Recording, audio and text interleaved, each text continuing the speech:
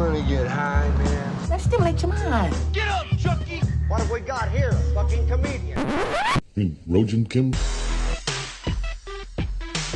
Hello, and welcome to the Rojan Kim cast. It's me, Rojan Kim. Thank you so much for joining me for episode 207. 207. It's October 26th. Is it? Yeah. I had a little bit of a hiatus. High like Hunter Biden. Are we not allowed to talk about Hunter Biden? People, it's either like, could you just stop it with the Hunter Biden, please? Or it's like, nobody's talking about it. But maybe in the end, it doesn't matter. Oh, big whoop. One of the highest politicians in the land is corrupt. Nobody cares, right? Nobody cares. Oh, big whoop. They tried to depose the sitting president of the United States by spying on him illegally and then running a propaganda campaign for 3.5 years and then try to impeach him for corruption that ended up being proven that it's Hunter Biden and Joe Biden. The whole thing that Trump was investigating, asking the dude to investigate for, it turned out to be true. But none of that doesn't matter. Lives are at stake. Don't you understand? Lives are at stake. 300,000, 500,000, a million. I don't know. What am I rattling off there? Is that the number of people who died because they didn't have health care? Is that the number of people who died from the Iraq war? No, it's the coronavirus numbers, which I guess is so important now. It's so important that this is the number that we all focus on. 100,000 people die a day. Did you know that? Not from COVID, just from death. But nobody, do we really care? Do we really care? We have to really consider every single death. I mean, why is one death worth more than another? You piece of shit, huh? Why is your life better than anybody's? Huh? But then think about it. It is, right? I mean, it's not. It's like a no-brainer. It is. But self-preservation is gonna rule. Like, your life is better than mine. So I'm not gonna expect you to say that your life is equal to mine or worse than mine or whatever. I will naturally assume that you think your life is better than mine. So if push comes to shove, I gotta kill you, right? It's me versus you. Then we gotta get it. Unless we can work something out. We could be a team. Kill them. Yeah, teamwork. Okay, so that's possible. But anyways, that's what's going on, right? Division, tribal division, two sides of the same coin, basically. Even if people are like, oh, Trump, the decency, oh, the Trump. Will we, decency? There's homeless people clogging the streets, but we want the guy in charge to be an actor. That's what we want. We want everybody to be an actor. That's what we are comforted by, actors. We just want someone who's like, we know it's not real, and we know they're just reading some bullshit that somebody else wrote on a script, but it's comforting. It's like parents reading you a story. Read me a bedtime story, and every night it's the same story, and I don't care. It's the same story. It's just like, the steak in the Matrix, right? Everybody talks about the pill, the red pill, whatever, but let's talk about the steak, okay? The fucking steak looked delicious, right? And it's very compelling why so many people would be like, all right, I know the steak's fake. Fake steak. I know it's fake, but I love it. And fuck it. I'm going with the steak. Okay? That's right. Fuck the pills, red pill, blue pill. Shut the fuck up. Stupid pills. Everybody loves pills. I get, yeah, okay, but I don't know. It's not everything's magic, okay? You can't just fix everything with like a little thing of medicine and be like, I'm done, I'm better. It's all better now. I'm doing great. All right, I'm sorry. I like it. I'm trying to get more angry, more animated. Trying to be more animated. Be passionate. Am I not passionate? Am I not passionate enough? That's what I ask. The ladies, all right. You guys watch that Borat? Did you guys watch that new Borat movie? Isn't that relevant? Borat? It's like 20 years old.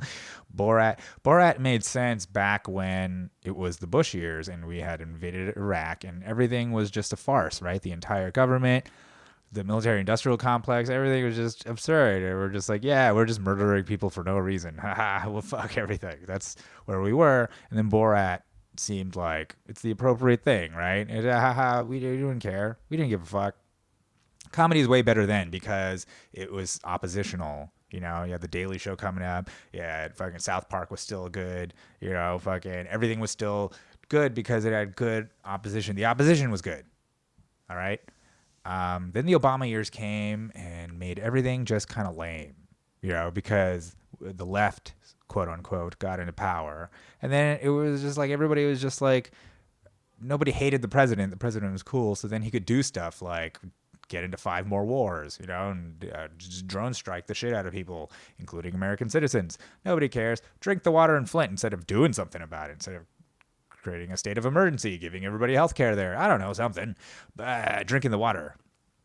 That's what he did. So now I think Borat in the time of Trump is just silly because the quote unquote opposition has shown its hand. They've shown their hand as being just corporate overlords of a different flavor, right? You had the Republicans, now you got Democrats that are no better, and now you got Trump, who's just the only good thing about the guy is that everybody hates him. Honestly, that's like, you need a president that everybody hates. This is what I'm advocating for. If we're going to have such a arcane institution like a leader, right, like the head monkey, then at least he needs to be constantly put in check, which is kind of what's happening here.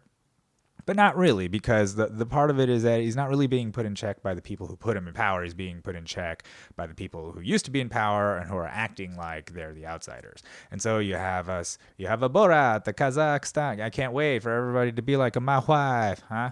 My wife, yeah, my wife, right? And it's so funny because this is the liberal, quote unquote, liberal Hollywood position is to be anti-racist, right? To believe in systemic racism, to be against blackface and whatever. But Borat is Kazakhface, okay? Okay, Sacha Baron Cohen is an Englishman, okay? Yeah, sure, he's Jewish, but whatever. He's just a white Englishman, right? Acting like Kazakh person. I just saw a Kazakh guy fucking demolish somebody in the UFC, okay? First of all, he looks fucking Asian because Genghis Khan, you know, that was one of the rapey... I think Genghis Khan raped his way through there because very Asian, okay, looking. They speak Russian because, you know, they were part of the Soviet Union, and then whatever their Kazakh dialogue, Kazakh, I think, maybe, whatever their language is, they speak that too. I don't know what religion they are. Probably a bunch of Muzzies. I don't know. I should have looked them up. It doesn't matter. Don't you understand? I'm not the one saying that I'm not racist. I'm not the one claiming any moral ground. I'm saying Borat is Kazakhface, okay? They don't like blackface where he's doing Kazakhface, okay? I'm a Borat, and then I make a you racist, you're a Trump, you racist. And that's what he does. Huh? Yashamash. It's just like, okay, that's so offensive. I mean, it's incredibly, if you showed that to the Kazakh guy, I mean, he might have if he had a good sense of humor, he'd be like, haha, okay, that's funny. Who is this Jew? You know, and otherwise he'd be like, I want to murder him. The blood of Genghis Khan would be boiling in his, you know, body. The fucking, the rape-fueled, maniacal Genghis Khan genes would take over, and he would demolish, he would take him down to the ground, just hold him down, and just fuck him with his tiny Asian dick. Fuck him with his tiny Asian dick. So that's one thing he's got going for him, but he will impregnate him because very potent genes, okay? Genghis Khan's genes, incredibly potent. At least that's what they say. They say something like 1% of Asia has all his genes or something, and that's it. I mean, come on, we got a bunch of Asians here. I'm sure we've done the math. I'm sure there are Genghis Khan rape deniers. You know what I mean? They're like, wait a minute, how many women is that? Okay, let's, you know, it's like, that means he would have had to have raped like one woman a minute. Like, that's just impossible. There's you know, is that am I going too far here talking about the Genghis Khan rape number denial? Is that too far? I'm saying maybe he didn't rape that many women. Do you understand? So like my position is less people are being raped in what I'm. So how am I the bad guy? I'm the bad guy. Okay, whatever. All right, fuck you guys. Fucking Borat, dude. This is modern day Kazakhface, just like the fucking cowboys and Indian movies. All the Indians were Jews. You know, it's just all make believe. I guess here you have another Jew posing as a darky, trying to get us to feel a certain, you know what I mean? Just fucking propagandizing us. I don't know. Sacha Baron Cohen was funny, but now he's all into politics. Politics is inherently not funny per se. I mean, if you're in it, if you're on one side, it's just no longer funny because now it's serious, and that's what needs to be mocked. Like, the jester is not supposed to take the side of the lords or the crown, or, you know, he's not there to advocate for politics. What the fuck? The jester is a jester. You not understand? Jester is a retard, or, you know, whatever. He's just the guy who goes too far, and you're like, God damn it, but we need you. I mean, we might kill you. Some people, that happens, right? You might kill you. But anyways, I think the bottom line here is Borat came out, okay, and then they dropped this whole thing with Rudy Giuliani about him adjusting his pants or whatever, and everybody's like, oh, what a creep, what a creep. Meanwhile, simultaneously on the other side of the media sphere, on the Trump side, you got Hunter Biden's laptop, you got the stuff coming out, and Rudy Giuliani being the chief person, the main figure. You know, he's Trump's lawyer, and he got the fucking shit from the guy, the repair shop guy, who actually also turned it into the fucking FBI beforehand. Okay, no one's talking about that. FBI had this shit a long time ago, didn't do anything about it. The news was actually on this on the other side that Giuliani was handing over this laptop the contents of the laptop to the Delaware State Police because he found children on it. So there's a child thing. And then at the same time, Rudy Giuliani was being discredited on the Borat side by this, you know, oh, what a clown. You know, and it's just what's interesting about that is that, like, if you think of it as an argument between two sides of the media, it's an information war. It's an info war, like Alex Jones says, right? Like, it's look at what's being put forward. It's like on one side, the former mayor of New York City. I mean, he's not some fucking retard. I mean, he's not like, you know what I mean? Like, he's capable. He put away the 5 families. I mean, he did stuff. So he's not a complete idiot, right? He has turned over state's evidence, a hard drive, alleging child endangerment, okay? Possibly pornographic images. We don't know. On the other side, we have an actor who made his living pretending to be other people to fool people into looking like fools on camera, telling us that that man should be discredited because he was horny, okay? That's, at worst, he was horny with a woman he thought was legal. At worst, okay? So that's what we have. We have on one side the potential that the son of one of the potentially next most powerful man in the world, who's been in power for almost 50 years, is not only corrupt, using his father's position for influence, peddling, and also just like bribery, is also a sexual deviant with a member of his own family. Okay, so that's the I mean, that's just on one side. That's what's happening. On the other side, you got Sacha Baron Cohen, a comic actor, pretending to be culturally appropriating a Kazakh person in order to fool the former mayor of New York City into thinking he's about to get laid with a hot girl on camera somehow. I don't know. The whole thing doesn't make sense. Like, why would he agree to, if he thought he was going to fuck, why would he do it on camera? It doesn't, you have to understand, none of this is real. You understand I think one of the benefits I've had learning to make media, becoming a filmmaker, just learning how all of it's made, is understanding that it's just fake. It's an illusion. It's Plato's cave. It's the images on the wall. Like, this is what all of this is. And it isn't just cinema anymore. It's just all media, all information there's an illusory aspect to it, because I'd say it's because the values are gone. Huh? Well, this is funny, huh? But I'd say that it's because the values, we have no more values. You know what I mean? What do we actually value besides money in our society? What do we actually value? We say we value things. We say we value the life of people. You know, that's why this whole 210,000, 200, however many thousand people dead from corona in America, that rings hollow to me because of the amount of death I just see in Skid Row in Los Angeles. You know what I mean? Like, just people dying on the streets.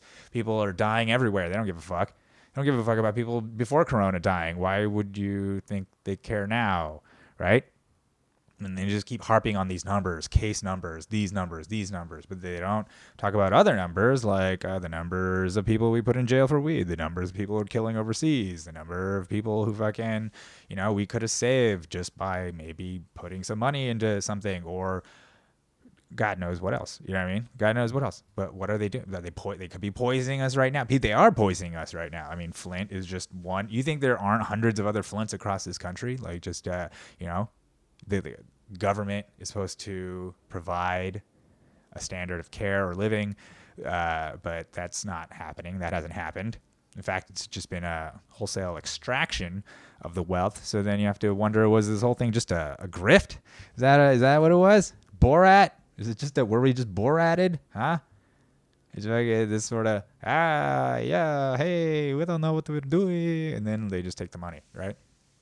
Just get distracted. And I think at every turn, it's like with Bush, it was just I'm a cowboy. I don't know what I'm doing. And meanwhile, they just took out the money. And then with Obama, it was just like, I'm a professor. I'm a guy. I'm gonna do the right thing. I'm gonna hope it, move it, and then just suck the money out, right? Now you got like, no, wrong, no, I did the most beautiful, and it would be fabulous, and it'd be the greatest, and it's just all the money being sucked up by the rich. That's all it is.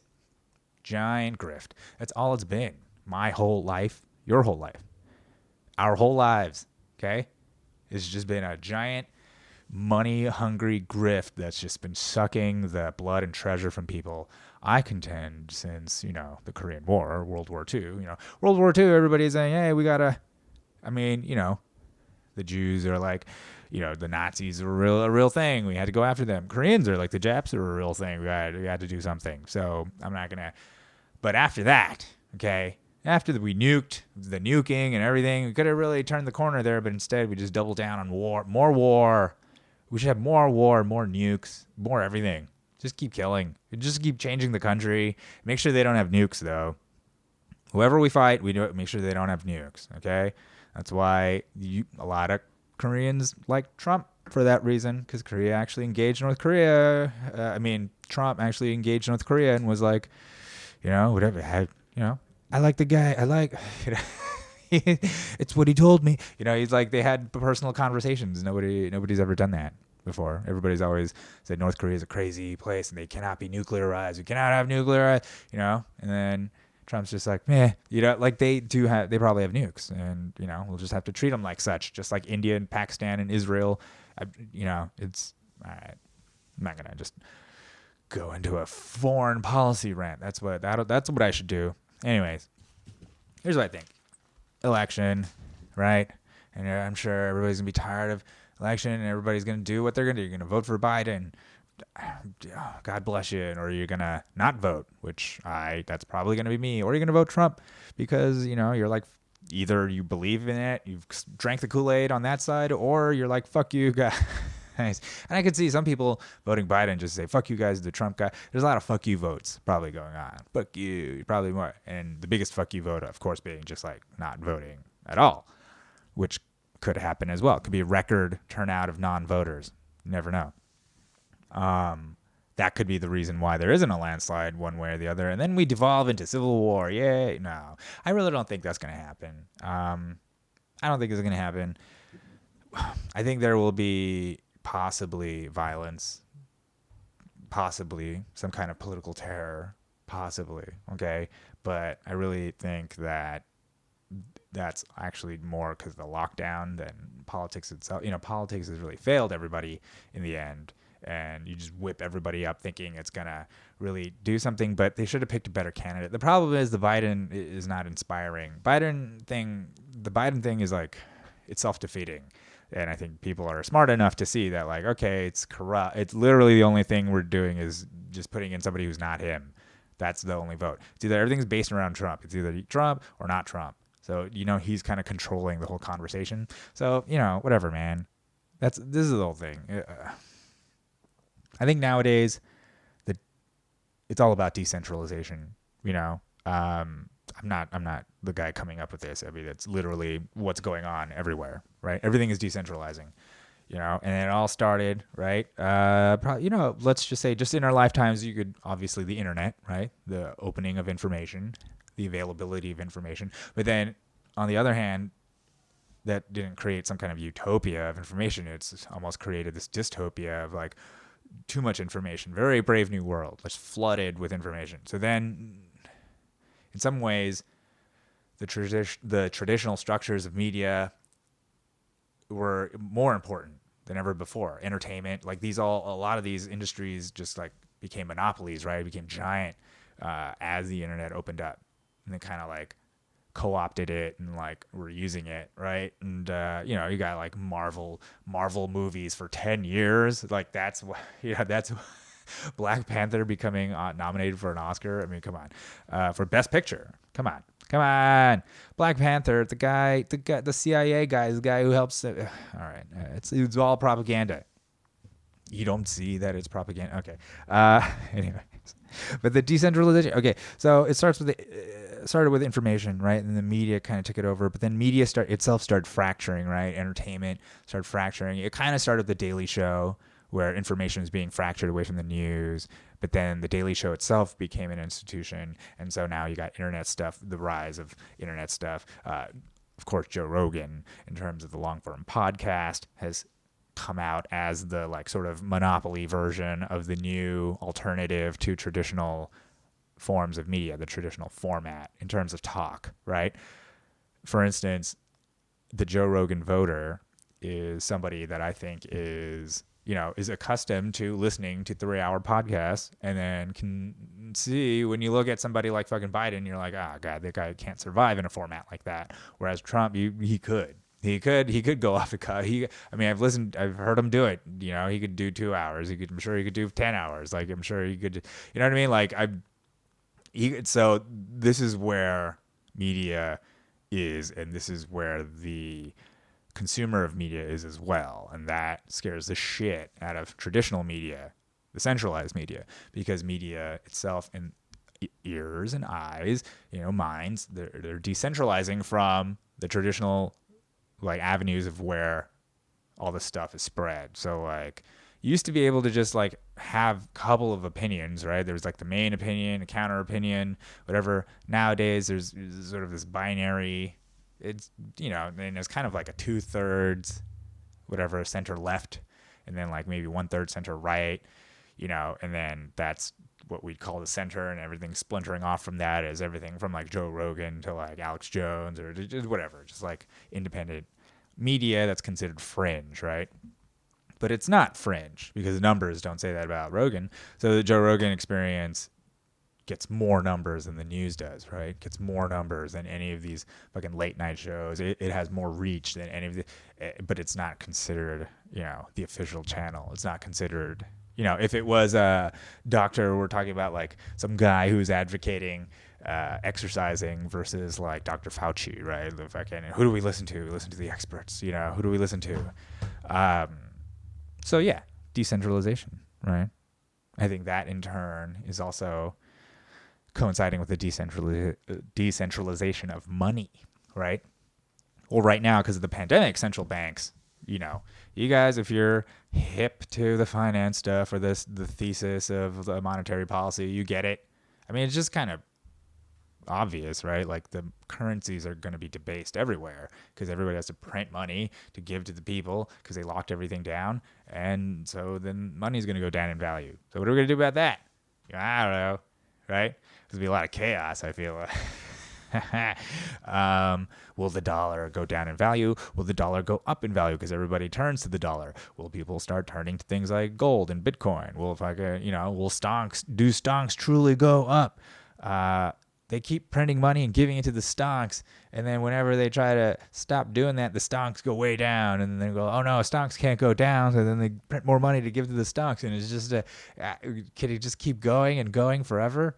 Is that possible?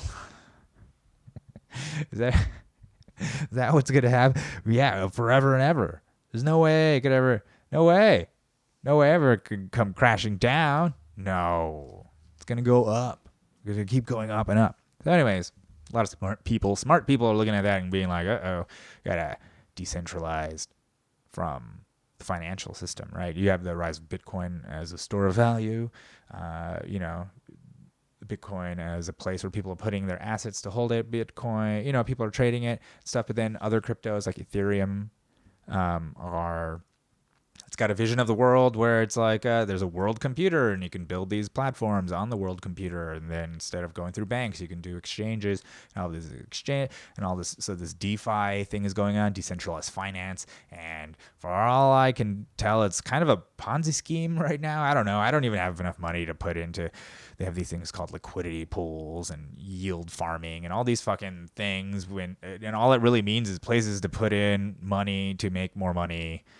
And then that's it. I mean, that's all I'm getting out of it. And sometimes you make a lot of money, and other times you lose money, and and that's just how it goes. And you're like, what? It's just this Wild West sort of market thing going on that I'm like, I'm not the best at gambling. I don't even know what that is. If I had the money, I guess I would like play with it and see what it is. But I don't know what it is. And I'm like, what tokens? They just have tokens, and they just put money value on it. Everybody prices the tokens, and you're like, what? It doesn't.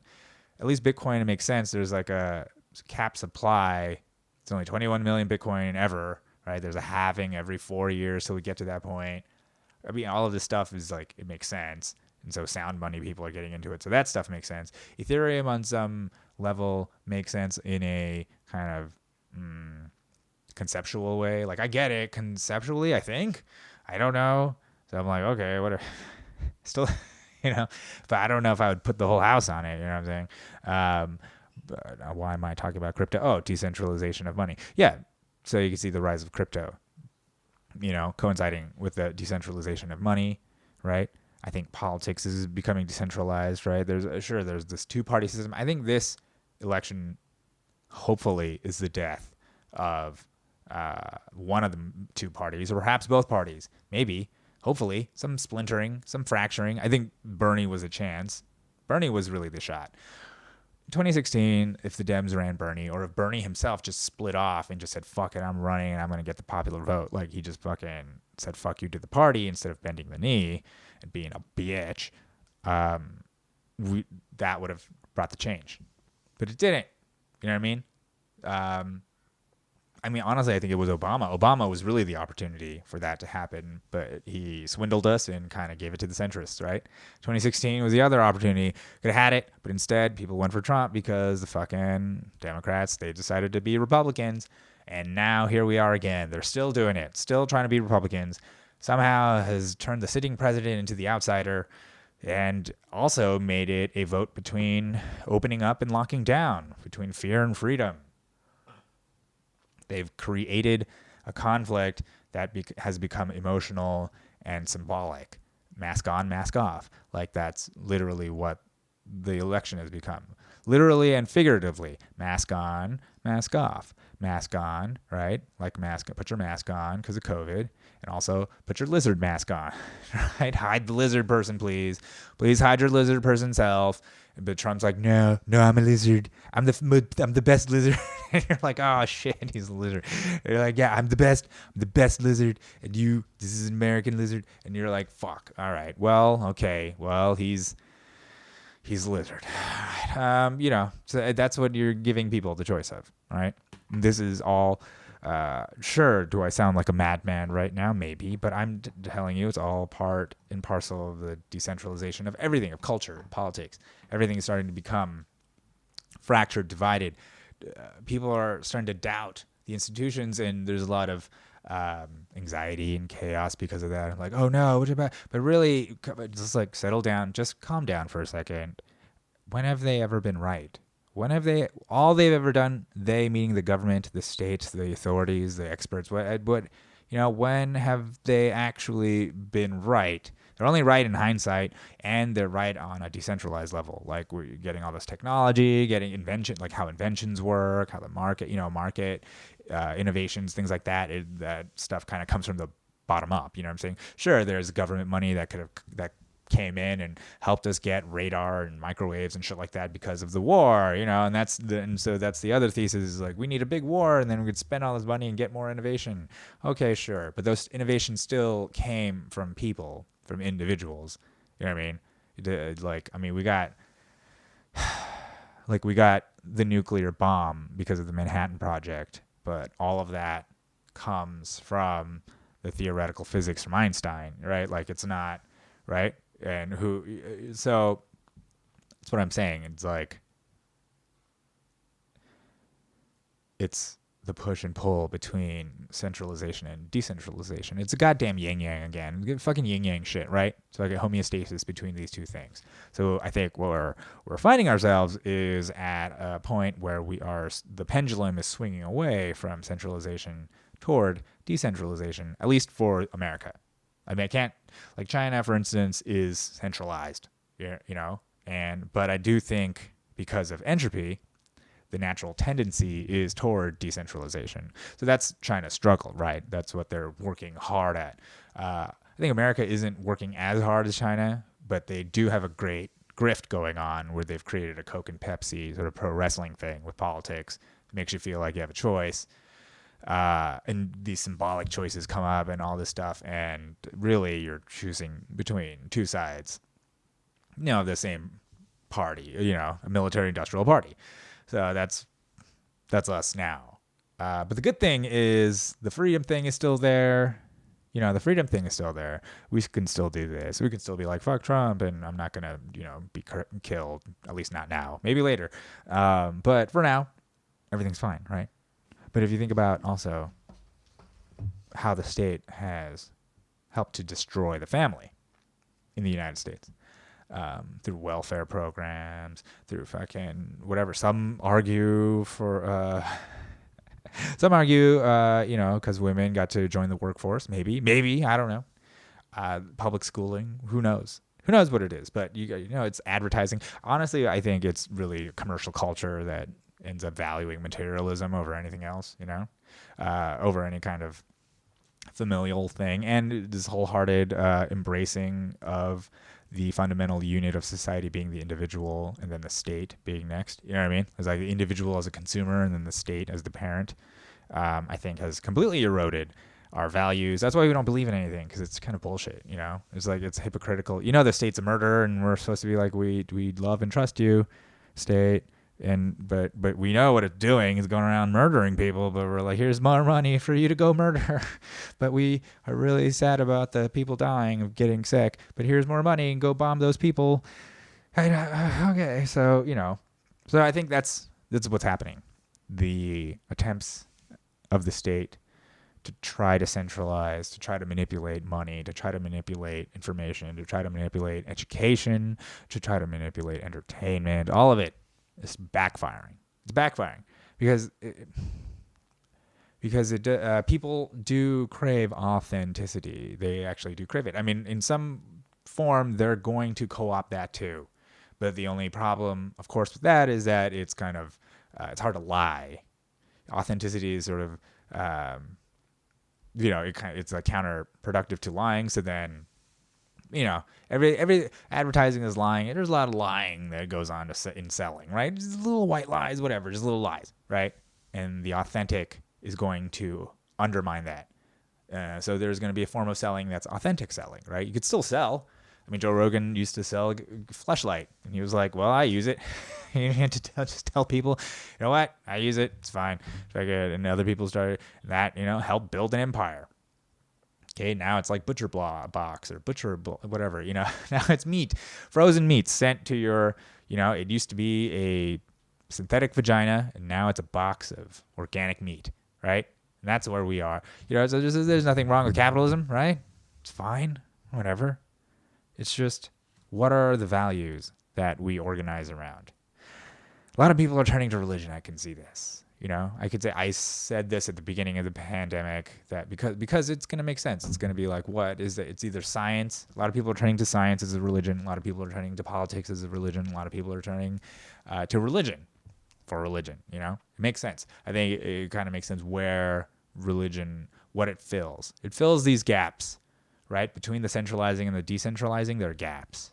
And religion, I think, is what used to fill those gaps, create some kind of glue. Right? Marx said religion was opiate for the masses. I think it's more of like a Elmer's glue. You know what I mean? It's it's a sticky thing. It's like I don't know. Is that opiate? See, I think he was saying that it like alleviates pain, the pain of the separation. It makes sense. And his thing was that it was going to be the state. But no, come on, Marx. Come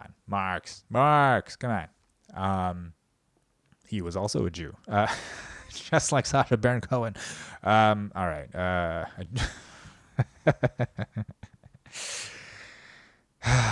I don't know what is happening now. What am I doing? Well, I'll just wrap this fucking out. Look, decentralization, Borat is a modern day Kazakhface Joe Rogan voter. The Joe Rogan voter understands what's happening. Authenticity, decentralization. They're listening. They're not going to just do something because the mainstream media said. In fact, that makes things more dubious. So then they're going to go check out the others. They're going to look into it. It's the best thing Eddie Bravo gave us besides 10th Planet Jiu-Jitsu. Look into it. Okay? Look into it. When you look into it, you find that people from Kazakhstan are not bumbling idiots, bumbling fools who are agents of the media, who are compromised by the intelligence agencies, and actually, like, his whole purpose was actually a piece of counterintelligence to undermine what is actually evidence of real corruption in one of the most powerful families in our country. Yeah. No. There are strong, proud people descended from Genghis Khan. Okay? Did Genghis Khan rape tons of women in what was once Kazakhstan in order to create these beautiful half Mongoloid people? Like, yes. Okay? Unfortunately, bad things happen for good things to come out of, all right? And so Borat, all right, is a disgrace and is an offense. A huge offense to the people, to the glorious and mighty people of Kazakhstan, descendants of the great Genghis Khan, who raped his way all the way to Russia, okay? He got to rape himself some Russians. And then guess what the Russians do now when they go to war? They rape everybody, all right? You could thank Genghis Khan for that, unless you are a conspiracy theorist who's a Genghis Khan rape denier who has crunched the numbers and been like, there's no way. No, that's all propaganda. I think that's all pro-Khan propaganda, right? That's Khan propaganda. All right. Genghis Khan propaganda. He's a Khan-pagandist, and he's spreading all this Khan-paganda because he wants to make Khan. Ooh, he raped everybody. Ooh, yeah, he's gonna rape everyone. That's why everybody looks Asian. What? It's impossible. How could he have done that? There's billions of Asians. There's always has been. You're saying that he's responsible for all of them. That doesn't even make sense. How? Just one guy on a horse? Just fucking. You just saying, and it's just him, not his men. Saying literally just him by himself. That's how great he was. That's how awesome he was. I mean, in some ways, it's impressive. I mean, you gotta give it to them if it's true. It is. I do feel that is why Asian parents pressure their kids so much because of Genghis Khan. It's like, see what he did, and you're like, well, I got to do that. I have to rape everybody. I have to do that too to impress you. That's what I have to do to impress you. That's the only way you can impress your dad if you're Asian is if you raped all of Asia. That's the only way. He won't. He's like, Genghis Khan, put the Genghis Khan at the Rajasthan and you're like, oh, god damn it. My dad doesn't actually talk like that. We actually don't talk. He's in Texas with Joe Rogan, where I exiled both of them, ran them out of town. Go to Texas. Go ahead. I don't think there's anything wrong with it personally, but just get out. I don't go. Anyways, family is the most important thing. I've realized. When it comes down to the fundamental unit, society. And extended family, yeah, I'm trying. Here's the thing. My family is all fucked up. We could blame the war. We could blame the adults of the family. We could blame America. We could blame a lot of things. I blame myself. It's my fault. It's my fault. The family's all fucked up. I should have never been born. I will Jesus myself. That's what Jesus did, right? It's my fault. And then come on, just murder me, and now everybody be chill. But they won't. They won't. Doesn't matter how many of them Jesuses you murder, and how many fucking Socrateses and people, the martyrs. Doesn't matter. The guy in Nam who fucking lit himself on fire, that was great. Became the cover of the Rage Against the Machine album. But did it stop war? No. But was it a cool thing? Yeah. And did we use it and commodify it and turn it into a product and a poster and a shirt and stuff? Sure, we did. And that is what you died for, Buddhist. Okay? That's what you're all dying for, martyrs. In the end, that's of course not true. Great things come out of martyrdom. The war did end. I mean, there's still war now, an ending war never ending, 20 years of war. But one day, maybe Trump will light himself on fire and be like, end the wars now, and fucking do it, just go out like a G. And just, if anything happened to him, they would fucking turn him into an idol. You understand? You'd become the golden god, the fucking god emperor or whatever. That's where there could be a new religious fervor coming out of. All right, so be careful. You don't want to do that. You want to keep these guys corrupt and human. They just die off, and then you look at them and you go, they all disappoint. And that's what we need. That's what we want. You don't want them to become gods. Okay. Last thing we want is these lizard men, these lizard people to become actual gods. You got to stop that. Okay. If you need to believe in God, I'd say just go back to the fucking originals. I don't know. I don't personally. I say whatever. Do whatever you got to do to find the glue. You know what I'm saying? To that creamy center that's missing. Do whatever, the space in between the self and the other. The space in between the state and us. The center and the decenter. That's with the eternal. That's what this hole that we try to fill with materialism is, right? That we try to fill with religion, that we try to fill with sex, that we try to fill with something that gives us meaning, to find the meaning in the meaninglessness. But in the end, is it meaningless? Is it meaningless if we inherently give it meaning? I mean, at that point, isn't it just some kind of solipsistic, navel-gazing, just like shit? It's like, listen, a Chinese dude, fucking 3,000 years ago was like, dude, what if I dreamed I was a butterfly, and then the butterfly dreamed it was me? Like, which one is it? That was over 3,000 years ago. You still haven't gotten past that, okay? We have Inception. That's literally the plot to Inception. Nobody, you know what I mean? That's considered a genius, but it's not. It's not. Just we're no better than some 3,000-year-old Chinese stoner, okay? That's where we're at. We're still there, despite all Jesus and Socrates. We murdered all of them after that guy. Didn't matter, despite Genghis Khan maybe or maybe not raping all of Asia, okay? The numbers are still in dispute. Despite all of that, we're still struggling how to just get along, how to just love each other, like just your family, your own family, And then I think in some ways what's happening in terms of decentralization is that, in America, we create our own families. We more so than other countries, right? Other countries are sort of bound to the family line, but I think about America as a form of decentralization in and of itself, in the way it treats family, where you create your own family, your own community, whatever that is, by choice. Okay, sometimes it's not for the best. Sometimes it is. It works fantastically because your own family is nowhere to be seen. That's just the way it is. But you find people find you. I realize the contradiction here because I could do a lot myself to improve relations with my own family. I have cousins. I have a stepmom.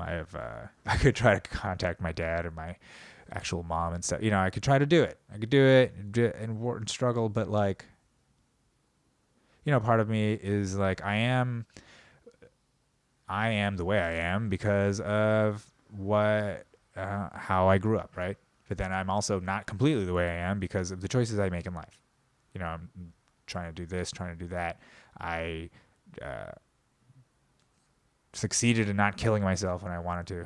You know, I succeeded in choosing life, finding, you know, a healthy relationship or trying to maintain one. It takes a lot of energy. It really does. It takes a lot of energy. Not necessarily to create a family in the traditional sense, but to have the stability of one. Just yin-yang stuff, you know? Try to build something. Something that isn't biological, though. It's not children. It's, you know, and God bless you for having children, okay? But I'm just, you know, is there climate change? Because that's, come on, the kid's not helping, you know? All right, anyways. No. But something more, and I don't know what that really is. Nothing grandiose, nothing big, but just, you know, I go on and on. I've talked about the concentric circles, right? Concentric circles of life, whatever, and just trying to improve those circles, but in order, right? Because you got yourself, but then you got your loved ones and those around you, and you got your family, you got your friends, you got co-workers, you got society, so on and so forth. I think I'm just repeating Jordan Peterson. Clean your room. That's yeah. You gotta clean your room. I don't know why. He's not that retarded. It's kind of like Goofy. Gosh, you gotta clean your room. I'm Goofy Peterson. All right, it's time to end it. All right, thank you so much for listening to the Roger King Cast. You can follow me. You know where on the things: Instagram, Twitter, RogerKim.com, Spotify.